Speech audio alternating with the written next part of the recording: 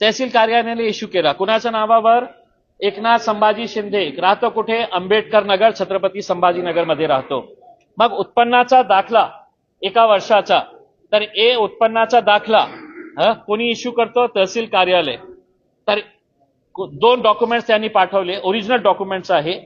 हे देवेंद्र गंगाधरराव फडणवीस यांची वार्षिक उत्पन्न 2024-25 मध्ये 90,000 रुपये प्रतिवर्ष होती.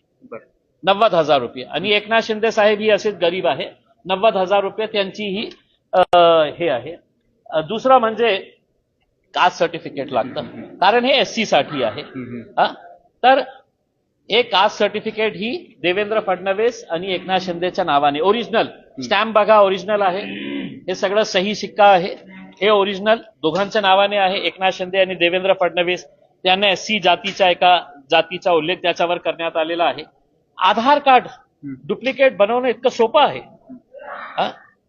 राष्ट्रीय सुरक्षेशी तुम्ही खेळत आहे, नॅशनल सिक्युरिटीशी तुम्ही कॉम्प्रोमाइज करत आहे.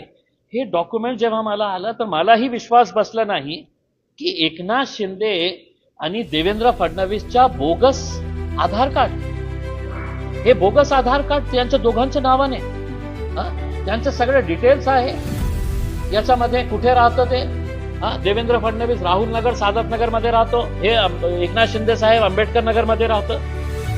त्याच्यानंतर ह्या स्कीमला क्वालिफाय करण्यासाठी तुमच्याकडे पिवळा राशन कार्ड पाहिजे, म्हणजे हे सिद्ध करण्यासाठी की तुम्ही गरीब परिवार असते. हे पिवळा राशन कार्ड या दादा, हे पिवळ्या राशन कार्ड कुणाच्या नावाने आहे? जरा क्लोजअप करा.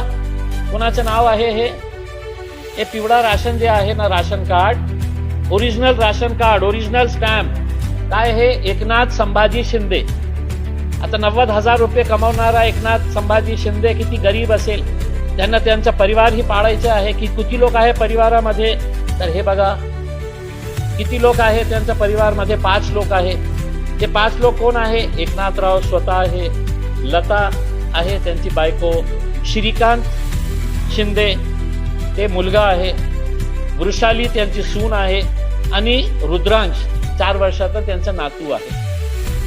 बिचारे एकनाथ शिंदे साहेब हे 5 लोकांना 90,000 रुपये मध्ये कशा पाडत असेल? म्हणजे तुम्ही हे जे पुरावे दाखवले ते म्हणजे असे बनावट पुरावे सहज बनवले जातात, त्याचे प्रत्यक्ष उदाहरण. 90%. मी आज महानगरपालिकेच्या आयुक्तांना विनंती करतो की जिथे हे फाईल्स आहे ते फाईल्स आजच्या आज तुम्ही सील करा. तुम्ही प्रामाणिक असेल किंवा महापौर प्रामाणिक असेल तर त्यांनी आजच्या आज हे सील करा. त्याची इन्क्वायरी झाली तर तुम्हाला कळेल की 90% सगळे बोगस फाईल्स तिथे पाठवण्यात आलेले आहेत. बरं, पण हे जे सर्व कोण करतंय नेमकं कोण?